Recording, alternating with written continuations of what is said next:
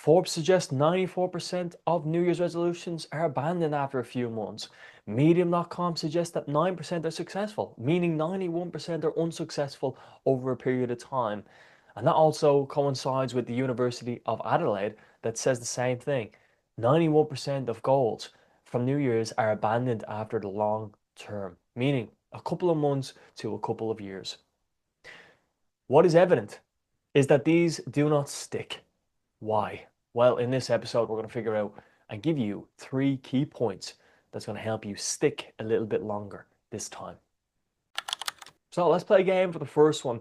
I'm sure you've heard of the old sentence, and I want you to finish this quote. Old habits, blank, blank.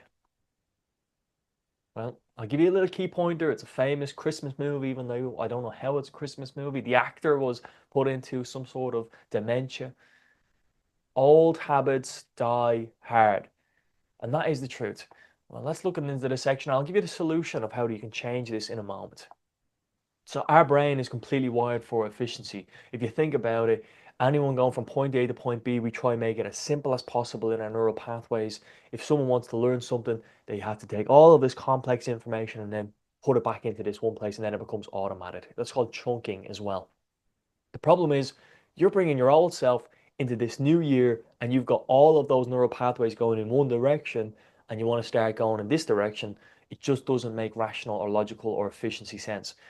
If you want to go to learn a new skill, it takes multiple hours, weeks, days of computing. And then it gets chunked into this efficiency. Kind of like driving is the old example.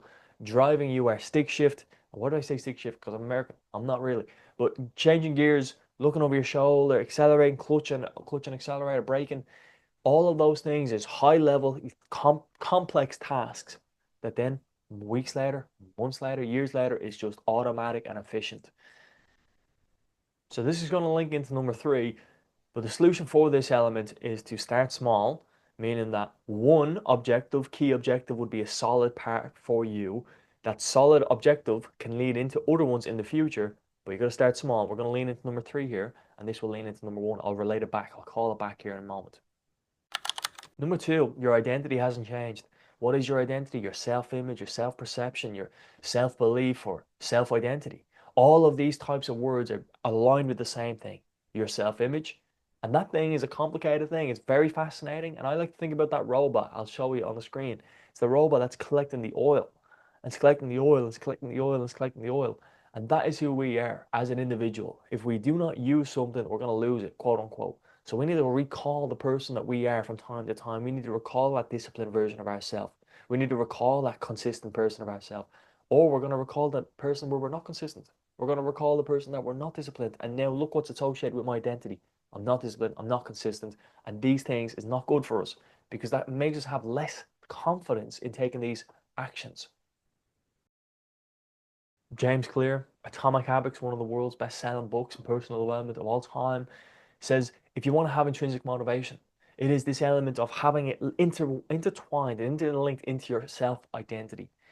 So this part of this new objective is not just something that you want to test out. It's not a test. You can't test it out. You need to reframe it to be something more. This is a new change. This is going to happen. This is going to stay this way. It's not something I just want to do for a couple of days. I want to test the waters. Make it part of your life, and then it'll become much more automatic, a lot easier for you. Be part of your identity, part of your words, part of your language. You're not trying to quit anymore. You're quitting. You've quit. You've finished. It's end of rather than I want to see what's beyond the wall. And number 3, you're relying on motivation. There's a thing called the Dunning-Kruger effect. I'll pop it up on the screen. The Dunning-Kruger is that everyone starts off with a peak of joy, peak of excitement, and then it goes to the peak of stupidity.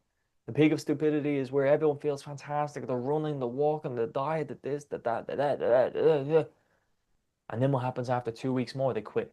You know someone, I know someone, and very intimate. If you look yourself in the mirror, you're going to know who I'm talking about.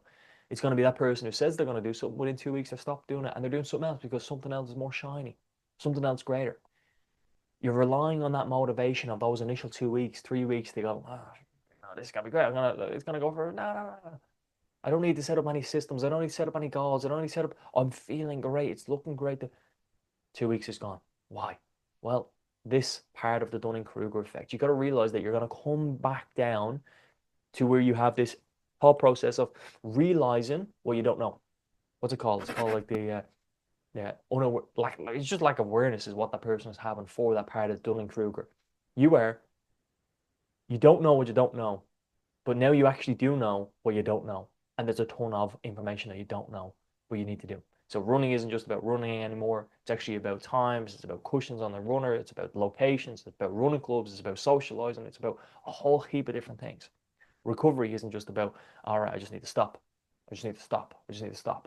No, you need to have a good friend system in place. You need to have accountability. You need to have these good beliefs. You need to have green flags. You don't need to go out to the location, put yourself in danger.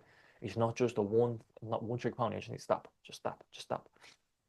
This is where I'll talk about that calling back. Your identity is that when you go up to this peak of stupidity where you believe everything is fantastic and great and you come back down, this is where you need to have solid foundations that you are this person that does things on the long term. I have taken an attitude over the last 2 years, since about 2 years ago, that I said, I'm not starting something if I don't think I'm going to be able to do it long term. And I think it would be a very strong idea for you to take the same vein. If it's exercise, you can't just do it for January. You can't just do Joy January for Joy January. Do it for a period of time where you set a really hard, actionable goal. Not something that's easy. Do it out of your mind, out of your skin. And now to grow your self-identity, linking this all back in to that number one, always at any moment you can go back to the back of your mind and go, I'm grateful for my breath. It's on your shelf. It's right there on the shelf. You could walk over and speak to that part of your identity at any moment. Same thing for this. You need to go to that part of your mind and remember the times you succeeded rather than the times you failed. The times you failed, you're going to have less motivation, less strength, less desire. The times you succeeded, you're going to think, yeah, actually, I can do it. I actually can do it because I have a whole heap of rationales and wins beyond my belt.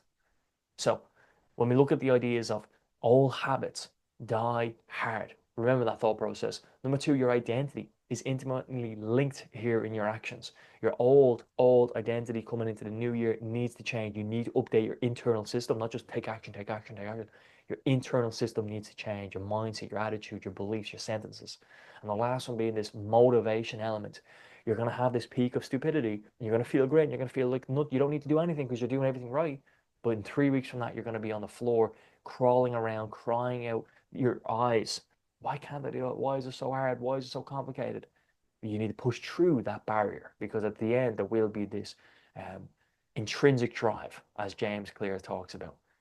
I hope this video has been very helpful. If you did enjoy this, check out the free Google community down below where you can get simple tips for stopping your substance that you might be struggling with. It also is personal development related too.